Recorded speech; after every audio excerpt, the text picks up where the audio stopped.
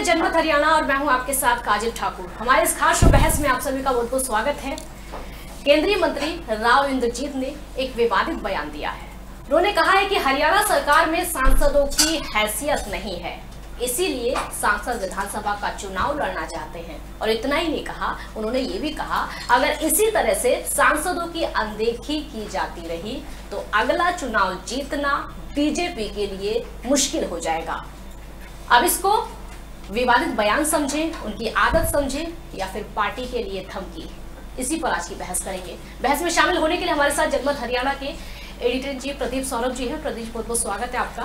Thank you very much. और चुनाव विश्लेषक अमित मेहता, अमित जी आपका भी स्वागत है। Thank you. हमारे साथ सोनीपत से संवाददाता ऋषि पांडे जुड़ गए हैं। दिनेश कौशिक रोहतक से जुड़ गए, उनके पास बाद में आऊंगी। प्रदीप जी आपसे शुरुआत करती हूँ, क्या मायने इस बयान के समझे?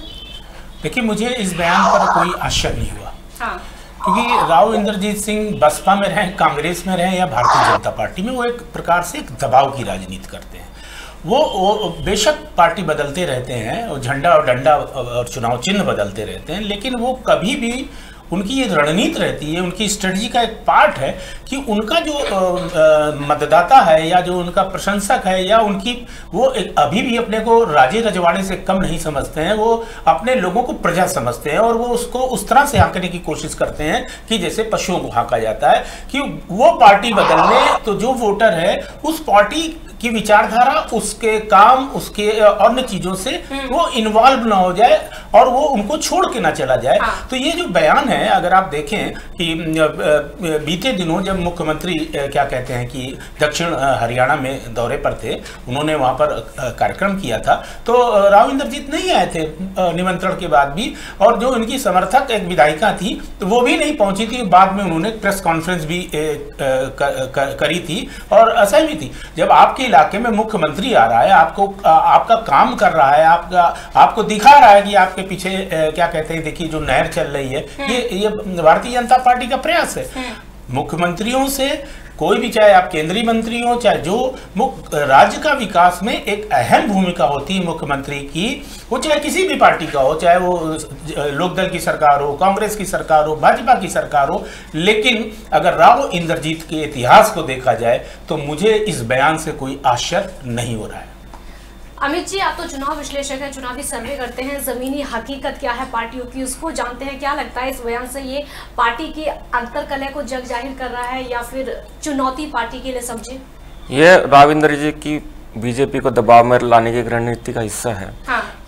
इनका ये है कि उनका साथ जो जुड़ा हुआ वोटर है कहीं वो किसी बीजेपी या में शिफ्ट ना हो जाए, इसी तरह वो दिखाना चाहते हैं कि उनका वोटर उनके साथ जुड़ा रहे।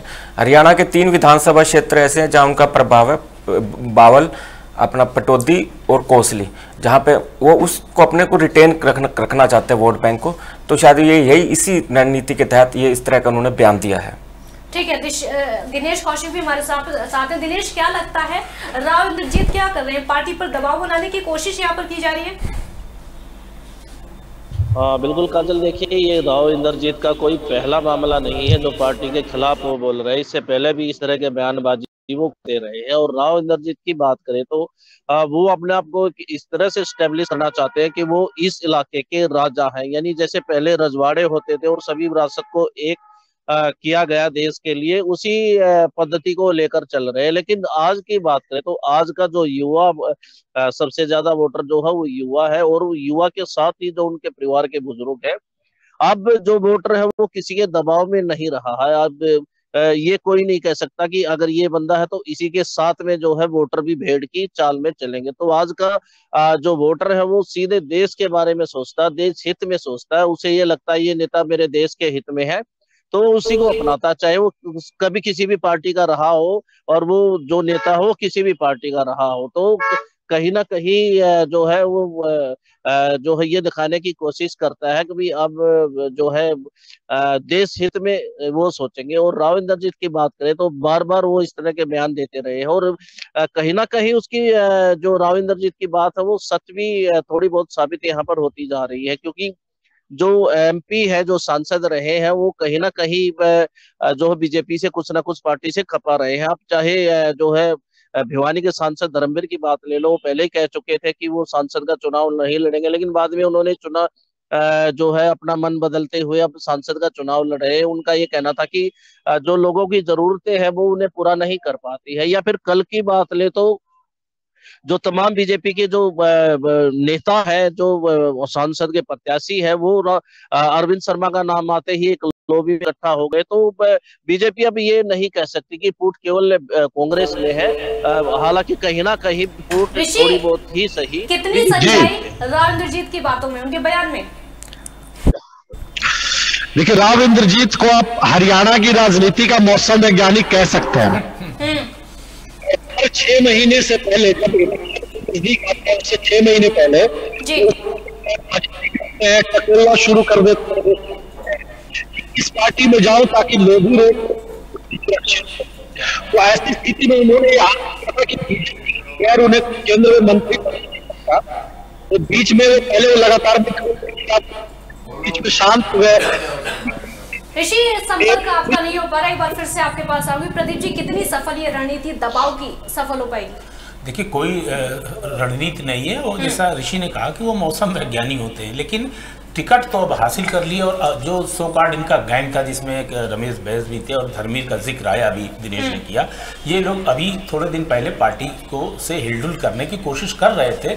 लेकिन जब देखा कि जिस पार्टी में जाने की तैयारी कर रहे हैं उसके पास कोई बड़ा सौदा नहीं है, उसके पास जीतने की संभावनाएं बहुत कम है, तो ये फिर टिक गए। लेकिन इसी को कहते हैं कि द्वंद्वात्मक भौतिकवाद, कि हड़का के भी रखो और अपना जलवा भी बनाए रहो और टिकट भी हासिल करते रहो। लेकिन राजनीति में ये रणनीति काम नहीं आती है कि जिस पार्टी में आप सक्रिय हैं और उस पार्टी के में क्या कहते हैं उसके शीर्ष नेतृत्व से अब राव इंद्रजीत प्रधानमंत्री से नरेंद्र मोदी से अगर भिड़ जाएंगे या अमित शाह से लड़ जाएंगे, ठीक वही स्थिति सूबे के अंदर मुख्यमंत्री की होती है, प्रदेश अध्यक्ष की होती है। और जो सांगठनिक रूप से पार्टियां होती हैं, प्रदेश अध्यक्ष की हैसियत होती कि आपको प्राइमरी मेंबरशिप से बेदखल कर दे तो आप न तो केंद्रीय मंत्री रह सकते हैं, न आप राज्य में कोई भी पद पे रह सकते हैं। तो ये एक उनके अंदर संतुलन नहीं है। वो बेसिकली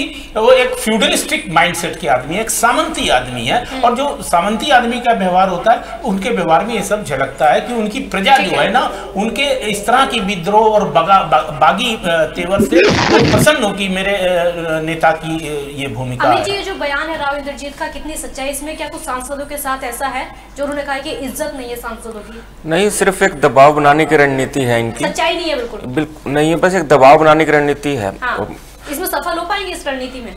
इस रणनीति में ये दिखाना चाहते हैं कि उनके पास कितना बड़ा वोटों का हिस्सा है, वोट बैंक है।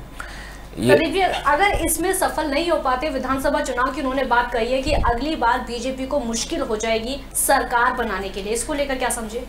देखिए, मैं फिर कहूँगा कि दक्षिण हरियाणा में अभी जैसा कि अमित ने कहा कि उनका 3 सीटों में प्रभाव है, और अगर वो 3 सीटों में आने वाले विधानसभा चुनाव में गड़बड़ करते हैं तो इसके भी संकेत मिल जाएंगे। और मुख्यमंत्री ने इनके इस सामंती जो मानसिकता है उसको तोड़ने की कोशिश की। इनको बुलाने के बाद भी उन्होंने अपने दौरे को स्थगित नहीं किया। वो इनके इलाके में गए, डंके की चोट में उन्होंने अपने उद्घाटन और अन्य काम किए। और ये अब वक्त आ गया है राव इंद्रजीत के सुधरने का, क्योंकि ये इस तरह की राजनीति बहुत लंबे समय तक नहीं चल सकती। क्योंकि अब राजा रजवाड़ा तो रहे नहीं, जिस तरह से रजवाड़े चले गए पीबी पर्स के खत्म होने के बाद, राजनीति में इस तरह का बिहेवियर जो जिन लोगों ने किया और जनता को भेड़ बकरी समझा, जनता ने उसको हमेशा बड़े से बड़ा जवाब दिया है। चलिए, बहुत बहुत शुक्रिया आप सभी का बहस में शामिल होने के लिए। तो केंद्रीय मंत्री राव इंद्रजीत का जो बयान, ये उनकी आदत में भी शुमार है। पार्टी पर दबाव बनाने की कोशिश भी इसको कहा जा सकता है। कई मायने इसके निकलते हैं, लेकिन देखना होगा इसका असर क्या होता है चुनाव में। बहस से फिलहाल इतना ही। देखते रहिए जनमत हरियाणा, और अंत में अपनी राय जरूर दें। यूट्यूब, फेसबुक और ट्विटर पर हमें फॉलो करें, हमारे चैनल को लाइक करें, सब्सक्राइब करें, साथ ही बेल आइकन को दबाना ना भूलें ताकि हर अपडेट आप तक पहुंचती रहे। हरियाणा से जुड़ी हर खबर जानने और परखने के लिए डाउनलोड करें जनमत हरियाणा ऐप। सच के अलावा कुछ भी नहीं। राजनीति के आगे, राजनीति के पीछे, हर हलचल को जानने के लिए हमारे YouTube चैनल जनमत हरियाणा को लाइक करें, सब्सक्राइब करें और अपडेट रहने के लिए बेल आइकन दबाना ना भूलें। देखते रहें जनमत हरियाणा, सच के अलावा कुछ भी नहीं।